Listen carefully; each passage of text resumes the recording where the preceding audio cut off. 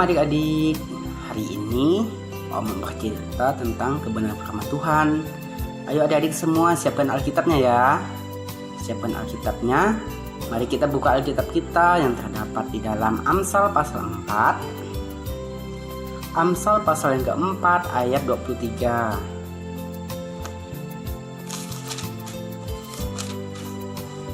Nah, di sini firman Tuhan mengatakan, Amsal 4 ayat 23, jagalah hatimu dengan segala kewaspadaan, karena dari situlah terpancar kehidupan.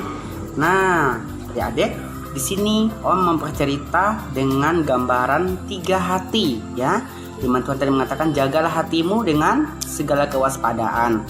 Nah, di sini Om mau kasih gambaran, ini adalah hati Tuhan Yesus. Ini hati iblis ya, kotor ya, hati iblis ya. Dan ini hati manusia, Nah, Tuhan Yesus mengatakan apa tadi? Bahwa kita harus menjagalah hati kita dengan segala kewaspadaan ya. Menjaga dari apa? Pastinya dari dosa ya. Dari dosa. Kenapa kita harus menjaga hati kita? Karena iblis selalu menggoda kita untuk apa? Untuk berbuat dosa ya, berbuat dosa. Lihat nih, iblis suka menggoda kita untuk apa? Pertama itu suka untuk Om kasih contoh ya, suka berbohong. Berbohong. Nah, hati kita tadi yang bersih mulai ternoda ya, karena kita suka berbohong, kita berbuat dosa ya. Kemudian suka mencuri. Nah, tambah ternoda lagi ya, kotor lagi hati kita ya. Kemudian tidak taat kepada orang tua. Nah, tambah kotor lagi nih. Nah, kemudian apa lagi? Tidak dengar-dengaran kepada firman Tuhan ya. Jadi tadi hati yang bening mulai menjadi kotor ya, tidak mulai menjadi kotor, tidak sama seperti hati Tuhan Yesus. Nah, kemudian apakah iblis mampu untuk mencobai Tuhan Yesus? Kita lihat ya.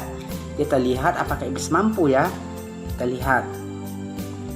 Nah, semuanya ternyata tidak sanggup ya. Iblis tidak sanggup untuk mencobai Tuhan Yesus untuk berbuat dosa. Lihat nih. Kita tadi bisa ternodai ya, bisa membuat hati kita kotor ya, karena dicobai oleh iblis, tetapi Tuhan Yesus tidak ya. Tuhan Yesus tidak.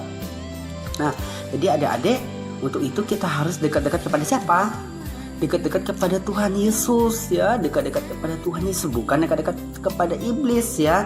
Nah, kita melihat ya, kalau kita memberi tempat untuk Tuhan Yesus hadir dalam kehidupan kita, kita menyerahkan hidup kita, dengar-dengaran kepada orang tua, dengar-dengaran kepada firman Tuhan, kita melihat bahwa kalau kita menerima Tuhan Yesus dalam kehidupan kita ya, apakah yang akan terjadi dengan hati kita yang kotor tadi? Nah, hati kita kembali menjadi bersih ya, hati kita kembali menjadi bersih kembali ya. Jadi adik-adik, untuk supaya jauh dari dosa, menjaga hati kita ya, kita harus dekat-dekat kepada Tuhan, taat kepada firman Tuhan ya. Jangan dengar-dengaran kepada iblis ya. Kalau kita mau dengar-dengaran kepada iblis, maka hati kita akan kotor seperti hati iblis, dan itu akan menodai hati kita tadi ya. Adik-adik sudah lihat kan? Tadi hati kita yang bersih ya, seperti hati Tuhan Yesus, tetapi karena kita mau dengar-dengaran kepada iblis dan hati kita menjadi kotor ya. Dan ketika kita mau menyadari setiap dosa kita, setiap kesalahan kita, dan hati kita kembali menjadi bersih. Nah, jadi adik-adik nanti di rumah harus apa?